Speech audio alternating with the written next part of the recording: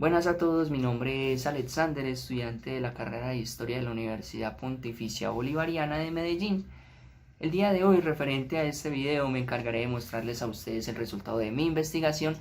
acerca de la conquista y la colonia temprana que se dio en los siglos XV y XVI en el territorio sur colombiano, específicamente en las delimitaciones que hoy se conocen como las fronteras de Colombia y Ecuador,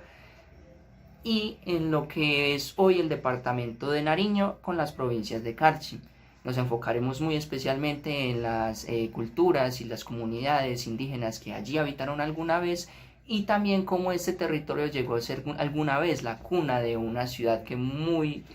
después iba a ser nombrada como muy noble y muy leal ciudad de San Juan de Pasto.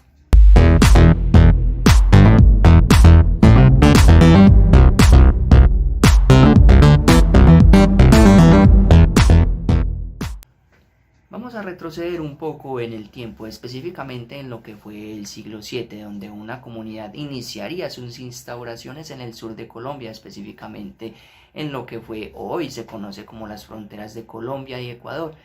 Esta comunidad se llamará Los Nariño. Específicamente fueron, digamos que instauradas en lo que, se conoce como el territorio del departamento de Nariño y la provincia de Carchi, que es específicamente aquí. Los hallazgos arqueológicos de, esta comunidad datan de este siglo, donde se les atribuye ser los antecesores de la comunidad de los Pasto y los Quillancigas, tribus que hablaremos en unos pocos minutos, ya que, relativamente a estos fueron los que les tocaron la conquista de los españoles.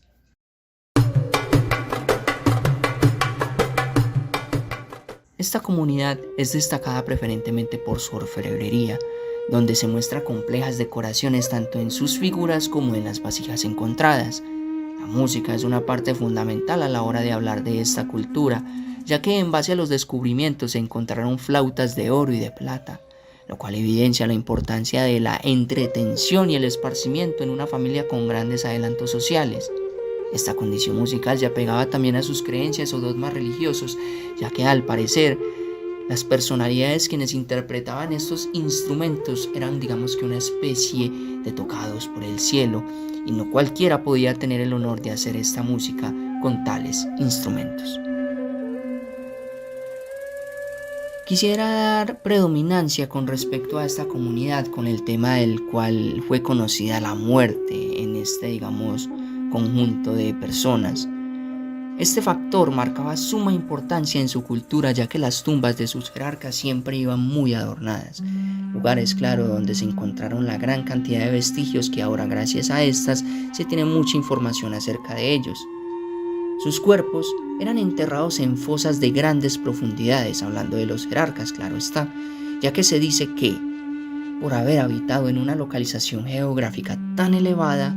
las profundidades eran muy importantes para su mística al considerar que el fallecimiento de un miembro era el inicio de un gran viaje. La profundidad de sus sepulturas era muy importante, ya que se relacionaba con una especie de mística, además de determinar el estatus social de su comunidad, ya que solo era común enterrar a sus jerarcas en estas profundidades, adornándolos de abundantes piezas preciosas hechas de oro, plata y cerámica, que posiblemente hayan sido influyentes en la vida de aquel personaje, mientras que a los demás integrantes eran apartados fúnebres corrientes y de una profundidad normalizada, en donde en muchas ocasiones eran fosas donde enterraban de a 2 a 3 personas en la misma. La música también debió haber desempeñado, como ya lo he dicho, un rol bastante importante en muchas de estas ceremonias, ya que se han encontrado gran cantidad de cascabeles y sonajas de oro cerca de estas tumbas, así como ocarinas de cerámica que reproducen fielmente formas zoomorfas que también seguramente eran representativas en sus dogmas religiosos. La materialidad del asunto de la muerte y sus rituales es fundamental a la hora de hablar de esta comunidad, ya que no solo juega, un papel de la ley de la vida común para ellos. La muerte en Los Nariño es un rito en el que la simbolización juega un papel bastante clave, antropológica y trascendentalmente, ya que entra en juego varios factores en los que su cultura se ve materializada, como se nos da a entender las clases sociales de la comunidad, que tan importante eran los jerarcas por su manera en que eran enterrados y con qué, y sin dejar aparte la música. Tan linda ella. Algo muy destacable, ya que también nos dice que los tales ritos eran parte de una celebración en la que de alguna manera se celebrara la espiritualidad a la que ha pasado el difunto. Cada punto hablado cuenta con una conexión, que hablar del significado de la muerte de esta agrupación es hablar de prácticamente casi toda su estructura social. Ahora pasaremos al factor de los vestigios. Sus principales vestigios fueron encontrados en la orfebrería, donde sus principales muestras fueron halladas en los atavios funerarios, donde arraigaban una marca de estratificación bastante social. También se hallaron y son destacadas figuras en las cerámicas, en las que la figura humana era estática, mientras que en los animales mostraba como cierto movimiento y dinámica, una posible creencia en la vida animal como algo sublime y de corte superior, además de también en el ámbito musical encontrarse instrumentos como flautas y tambores de diferentes materiales, donde figuras de hombres mismos se les ve con estos instrumentos. Pero bueno, volviendo a la música, quiero hacer mención a una que particularmente fue encontrada, un vestigio de una flauta de pan. Me parece tan fascinante como a lo largo de la historia, sin importar cuántos años pasen, la música ha sido tan representativa en cada aspecto de los seres humanos. Y hablando de una América la que en ese entonces era un lugar tan curioso antes de la llegada de los colonos, me intriga aún más porque aunque no se haya tenido contacto con ninguna población, digámosle, civilizada, en aquel entonces, estas tribus ya tenían, digámosle, un concepto de lo que significaba la danza y más fascinante aún, de cómo el sonido de estos artefactos hacían que conectaran con ciertos acontecimientos o sentimientos de su vida cotidiana. En esta cita que dejaré aquí, que es sacada del Banco de la República, que ellos también realizaron, digamos que sus investigaciones acerca de esta cultura que hoy estamos hablando, la simbolización no hacía solo parte de actos fúnebres, sino que daba como contacto de ese porvenir de rituales que la música también hacía parte en esta comunidad. Además, una vez darnos cuenta de esa, digamos, estratificación social, ya que no cualquier persona era como digna de tocar tales instrumentos, por lo que su uso recaía específicamente en personas, digamos, de ya avanzada edad o totalmente sabias o hasta sus mismos jerarcas con amplios dotes musicales para, bueno, dar como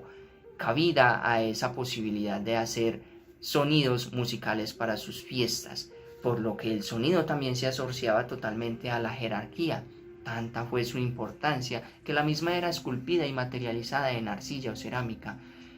catalogándolo así como fuente primordial de su cultura.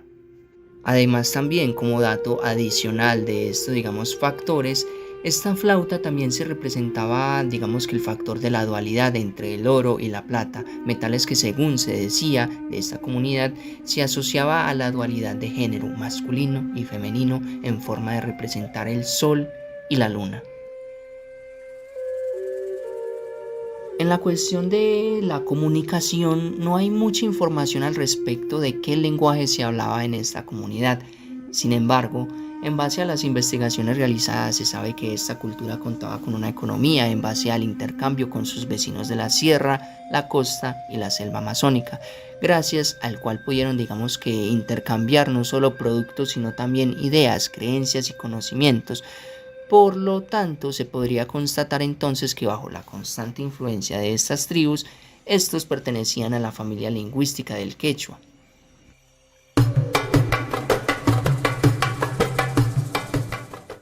Ahora pasaremos a una nueva etapa de esta presentación. Vamos a adelantarnos un poco más en el tiempo y vamos a hablar sobre lo que fue la conquista que tuvo este territorio del sur de Colombia. Hablaremos específicamente de la tribu que pasó la antorcha de los Nariño, amigos que desaparecieron sin dejar mucho rastro al respecto. No se sabe cómo, no se sabe por qué realmente estos desaparecieron. Sin embargo, se tiene como teorías de que estos fueron desintegrándose y fueron dividiéndose en varias comunidades a lo largo de estas partes aledañas de la localidad. Sin embargo, ya los cronistas en sus viajes identificaron varias de estas comunidades, los cuales, digamos, posiblemente hacían parte de los Nariño inicialmente, como Osascual, los Mayama, los Tocurres, los Apuis, los Iles, los Gualtamanta, los Funes, los Chapal, los Males, los Ipiales, los Pupales, los Turca y los Cumba. Muchos no. Luego de todas estas divisiones, de todas estas comunidades en áreas aledañas de lo que alguna vez se instauró la comunidad Nariño, nos podríamos preguntar, ¿alguna se quedó con, digamos, estas herencias de esta comunidad antecesora? Dadas las investigaciones se logró identificar una comunidad en específico la cual heredó y se instauró en lo que fue alguna vez el territorio de los Nariño. Estos fueron los llamados Quillacingas. Esta cultura era conocida por su cultivo de maíz y el entierro de sus muertos con pompa. Tenía un patrón de asentamientos disperso y ocupaba varios pisos térmicos. Se constituían en grupos autónomos con amplia movilidad. Hay pruebas de que poseían una lengua autóctona, intercambiaban sus productos con los indios pasto y aprovechaban la verticalidad de las laderas que habitaban para el intercambio de productos como las que alguna vez fueron sus antecesores, hablando de los Nariño. Sin embargo, todo se oía muy bonito para estos Quillacingas, pero lastimosamente a esto les iba a tocar un factor bastante brutal para la época. Vamos hacia la conquista. Para esta parte de la presentación hay que traer un personaje bastante elocuente y bastante famoso que fue en su época, el cual nos ayudará a contarnos las anécdotas y en base a él sabemos muchas cosas de la conquista y tanto de todos estos indios, y lo traeré aquí como anfitrión. Con ustedes el señor Pedro Cieza de León.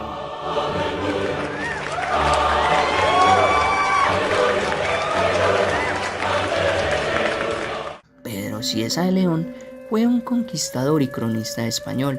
célebre por haber escrito múltiples crónicas del mundo andino y recopilarlas en su obra llamada Crónica del Perú. Este personaje nació en Sevilla, España, en el año de 1520. Su partida hacia América en la fecha del 3 de junio de 1535, cuando apenas contaba con 13 años de edad, desembarcó posiblemente en el aquel entonces gobernación de Cartagena, aunque no se sabe a ciencia cierta dónde precisamente fue su desembarco en tierras andinas. A él le debemos mucha información de muchas comunidades indígenas, tanto de nuestra región como la que alguna vez fue el territorio inca. A pesar de que teníamos las crónicas de Pedro Cieza de León, lastimosamente no se cuenta con mucho detalle acerca del modo de conquista de esta comunidad y territorio, pero según las crónicas de Pedro Cieza de León, nos logra afirmar que esta cultura era algo aislada de lo que se conocía como civilización de aquel entonces, en este caso del Imperio Incaico, por lo que el rey Huanat Cápac, hijo del gran capitán Tupaiga Yupangue, rey del Cusco, fue quien trazó sus limitaciones entre el imperio incaico conquistado a las demás tierras cerca de las delimitaciones donde se albergaba nuestra comunidad, por lo que se puede teorizar que en un primer momento estos no contaron con una colonización directa con el imperio incaico, ya que esta región era considerada para los incaicos, según nuestro cronista, conquista sin provecho, por lo que basándonos en los hechos registrados se puede tomar a los españoles como los primeros en tener contacto con esta comunidad y sublevarlos bajo su régimen y ley. Fue cuando entonces, entre los años de 1535 al 1539, el militar, explorador y conquistador español Lorenzo de Aldana, luego de acompañar y pertenecer a las huestes de Sebastián de Belalcázar, por su paso y conquista de lo que en futuro se conocería como la ciudad de Popayán, bajo mandato del mismo Sebastián, Aldana se alistó con su propio ejército, entraría en el mapa de los naturales de nuestro territorio investigado y empezó su misión de conquista y apaciguamiento.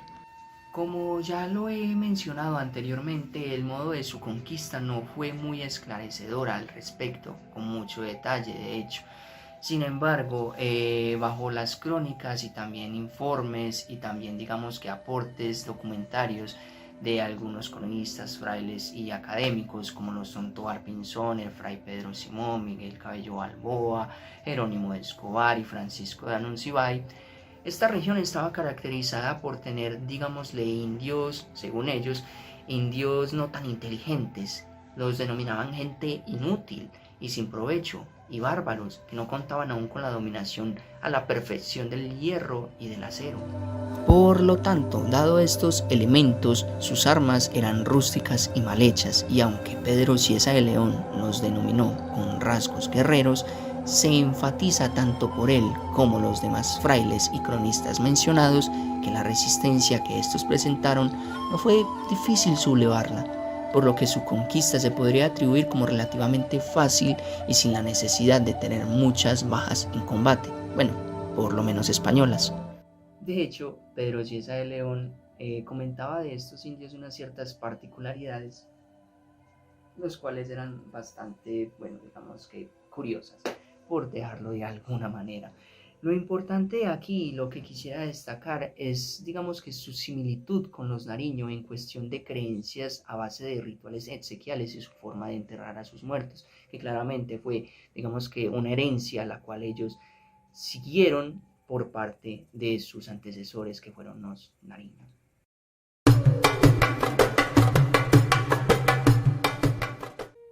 Luego de tantas peleas y tantos conflictos bélicos que se realizaron por estos lados del sur, al fin, digámoslo, se formó una civilización, entre comillas, la cual prontamente iba a instaurar una ciudad la cual se le denominó también muy noble y muy leal por la corona española, y es que tenemos la fundación, ya vemos orbs, de la ciudad de San Juan de Pasto.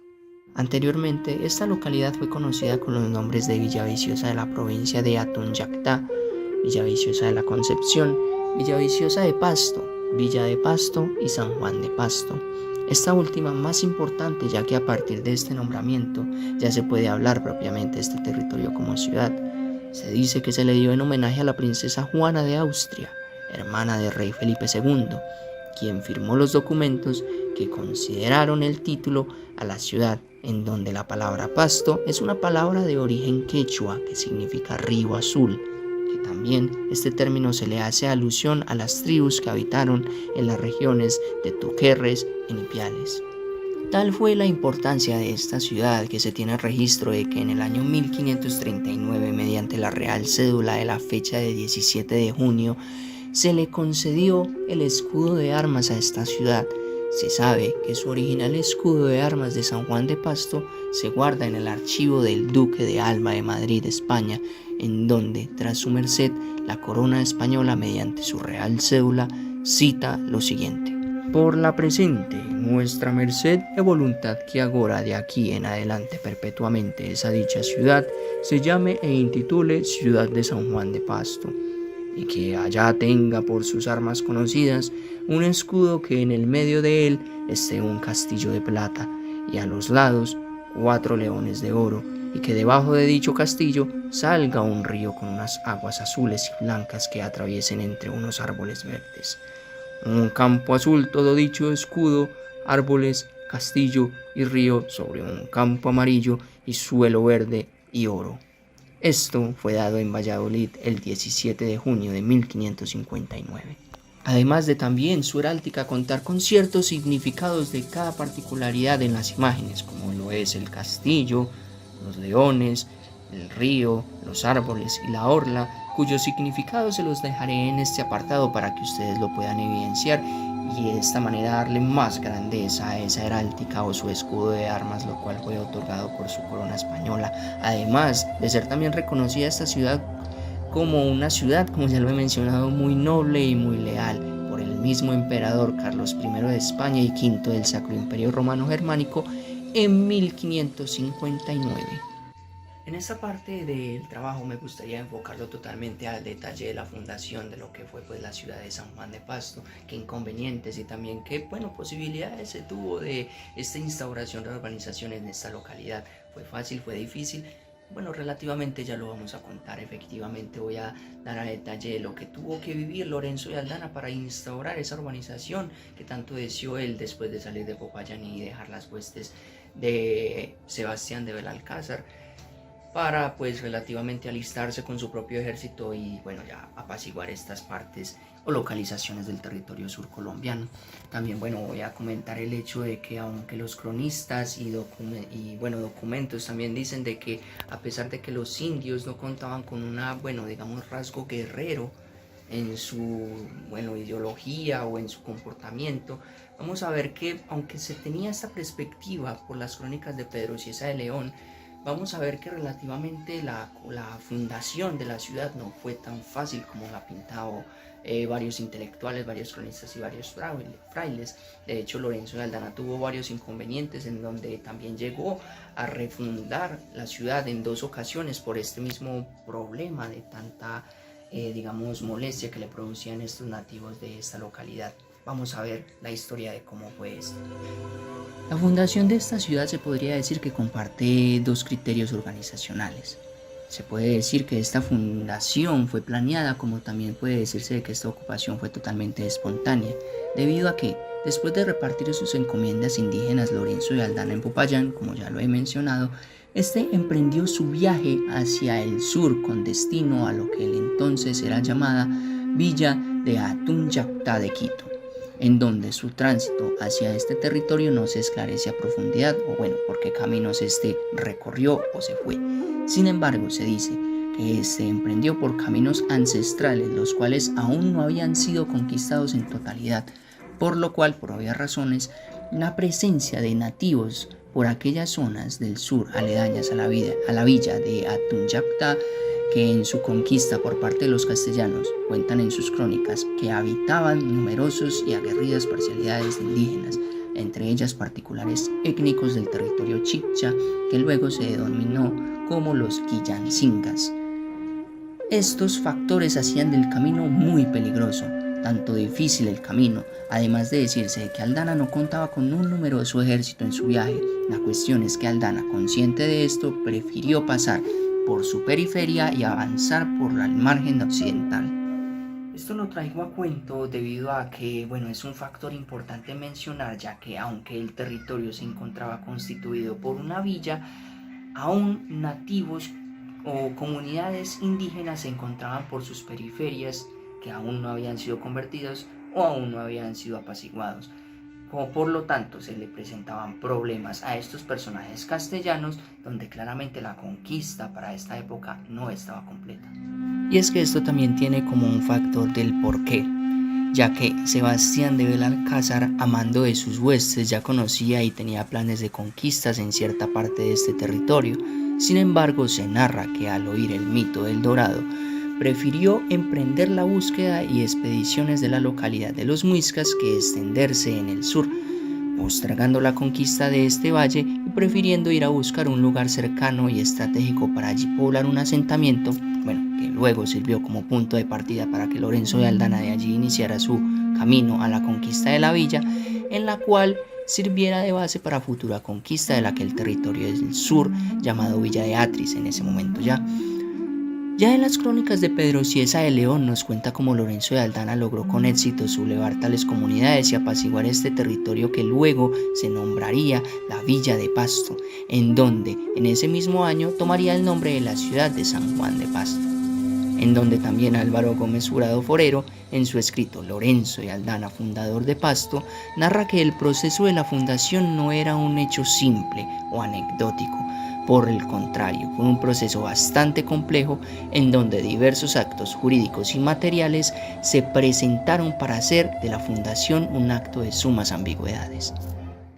Pero entonces nos podríamos preguntar en base a esto, ¿por qué un lugar que los incas mismos denominaron como una conquista sin provecho, para los españoles fue algo que llamó bastante la atención y hacía como unas tierras tan deleitosas para ellos, para su conquista, como tanto en su momento Lorenzo de Aldana, como también los que lo seguían en las huestes? ¿Cuál era ese factor? El oro. Según nos narra en sus crónicas Pedro Cieza de León, el principal interés por ocupar dicho territorio estaba ligado a que en esto se encontraban abundantes y ricas minas de oro fino. Lo curioso es que relativamente el oro no fue el único factor los cuales volvieron también estas tierras apetecibles. Además cuentan que este lugar era estratégico, que tenía un buen acceso a lo que ellos llamaban el Mar del Sur. También se dice que estas tierras se volvieron apetecibles por los castellanos debido a que existían poblados con muchos indios, los cuales fueron relativamente fáciles de apaciguar, lo que generaba un referente de una mano de obra bastante numeroso que les pudiera servir. También cuentan que estas tierras eran bastante abundantes y fértiles. A pesar de la altura, sus nativos ya habían dominado tal factor, en donde su infraestructura agrícola para la siembra y la recolección, ya preestablecida, lo hacía un lugar totalmente próspero en labranza. También se dice, además, de que había abundancia de sal, maíz y papa, con los que, cuenta Cieza de León, pagaban tributo los indios a los españoles, para también contar entre sus montañas con varios ríos y lagunas de abundante agua, que decían que algunas de ellas eran azufradas, que según el mito popular eran totalmente medicinales. Luego de una instauración por Lorenzo de Aldana y su gente en esta localidad totalmente ya completa, o bueno, en su totalidad, una gran parte por lo menos, ya era totalmente generar e instaurar tales asentamientos y tales infraestructuras, lo que considerara ya este sitio como una verdadera ciudad. De pasarla a villa, a ciudad era el siguiente objetivo de Lorenzo de Aldana, pero como se dijo, fue un proceso bastante ambiguo, porque bueno, se le van a presentar muchos inconvenientes a Lorenzo de Aldana. Sin embargo, él va a saber cómo sobrellevarlos todos. Vamos a ver cómo sigue la historia. Ya para finalizar, me gustaría tocar el tema de la jerarquización de la ciudad y los cargos legislativos, en donde ya comentaba de que bueno, sufrió varias ambigüedades por parte de don Lorenzo de Aldana como en su gente, ya que varios personajes de estos se creían, para la redundancia, acreedores de varios títulos y terrenos, los cuales eran para Lorenzo de Aldana una total deshonra, o digamos que total, en formas coloquiales, conchudez hacia su mismísima persona. Por lo tanto, bueno, ya Lorenzo de Aldana lograría como apaciguar todos estos mares de problemas en su misma ciudad. De hecho, hubieron varias personas que se acreditaron ser fundadoras de esta misma ciudad. Sin embargo, bueno, ya los documentos oficiales se dicen que Lorenzo de Aldana fue quien constituyó totalmente la jerarquización de esta misma localidad como ciudad de San Juan de Pasto. Claramente se asignó un cabildo, sin embargo, este según los registros data entre el 1539 al 1559. Su fecha no se esclarece con exactitud. Sin embargo, se puede hacer un aproximado en donde en 1559 el rey Felipe II de España, ante la solicitud que se hace al Cabildo de Pasto, por cuanto éste dentro de sus facultades se encontraba posible, le otorgó el título de la muy noble y muy leal ciudad de Pasto,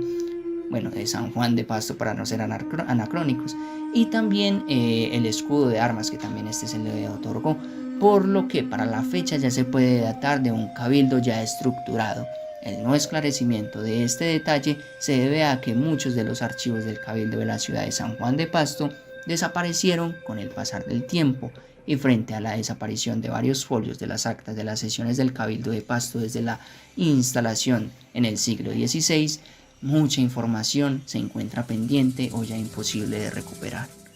Dados a estos lamentables hechos en los cuales se le dio tratamiento y también la pérdida a los documentos del cabildo de esa época de la ciudad de San Juan de Pasto, varios historiadores, como lo fue en su caso Emiliano Díaz del Castillo Sarama, historiador y político colombiano de esta región del sur de Colombia, quien bajo su pesar manifiesta las siguientes citas en donde relativamente se ve pues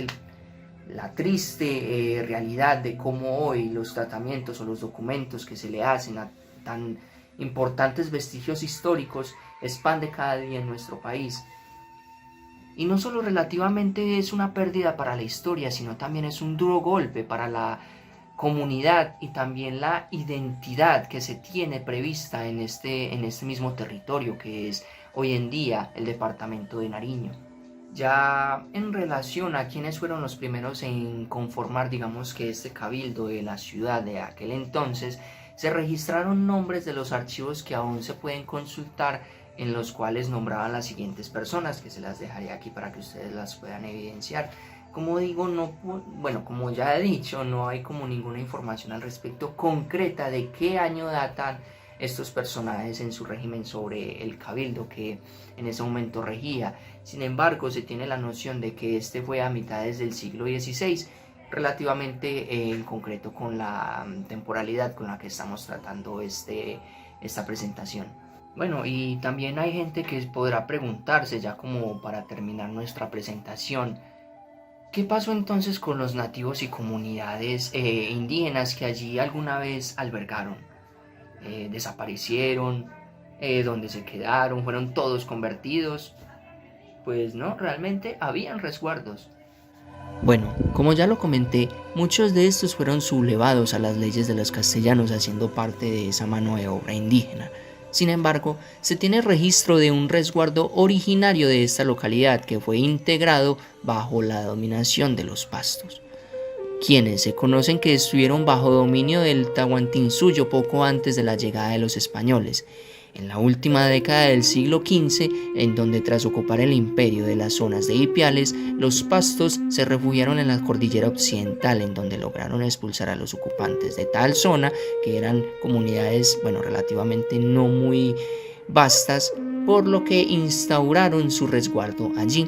Los pastos eran la tribu más numerosa en la zona interandina de aquella época, al igual que los agua, con quienes mantenían cierta relación, pero estos últimos no lograron, digamos, generar un resguardo dependiente de la ciudad, lo cual los pastos sí lograron. Los pastos además fueron conocidos como una de las más organizaciones e industriosas comunidades por su adaptación a las altas alturas. Tenían mercados y comercio organizado que ellos pagaban con oro y mantas, pues cultivaban y trabajaban con esmero el algodón. En 1558, según la visita del oidor de la Real Audiencia de Quito, García de Valverde, los pueblos de los pastos tenían en promedio 488 familias. De su lengua se sabe muy poco, con excepción de los nombres de lugares y personas. Al llegar los españoles, su población se calcula en 23.000 personas, de quienes miembros de su comunidad hasta el día de hoy aún prevalecen en el territorio colombiano. Bueno, este es el final del video. Espero que realmente les haya gustado, les haya interesado, les haya generado dudas, que hayan aprendido, que es lo más importante al fin y al cabo. Esta fue el resultado de mi investigación realizada de la conquista y la colonia temprana en el sur de Colombia. La invitación que hago es para todos los historiadores, bueno, relativamente no todos, no solo los historiadores, a todas las personas de Colombia, a todas las personas que estén interesadas en estos temas o no. Realmente debemos apoyar todo lo que es la historia colombiana, no solo centrarnos en afuera, realmente ya la historia de afuera está muy hecha. Falta Colombia. Colombia tiene mucho que desempolvar hablando de historia, claro está. Y la idea es que todos los historiadores y toda la gente también nos unamos, tanto del presente y del mañana, para que hagamos de este trabajo tan fascinante como lo es la historia. Gracias a todos, feliz tarde, feliz noche o feliz día. Hasta luego.